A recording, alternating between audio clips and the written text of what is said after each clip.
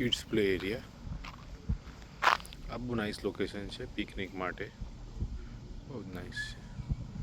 Sunset આવતો નહીં, અહીંયા ઠંડક છે એકદમ. એટલે આમાં બંક જ લેક છે. પણ આ લોગ કેબિન ટેક્સાસ આ એવો ભાગ છે. અહીંયા પિકનિક સ્પોટ છે સરસ, અને સન આવે નહીં અહીંયા, એવો છાંયડો રહે. અને ત્યાં કિડ્સ પ્લે એરિયા બનાવેલો, બહુ નાઇસ છે. અને અહીંયા બોટિંગ પણ થાય છે, એટલે બોટિંગ કરવું હોય તો બોટિંગ પણ રેન્ટલ મળે.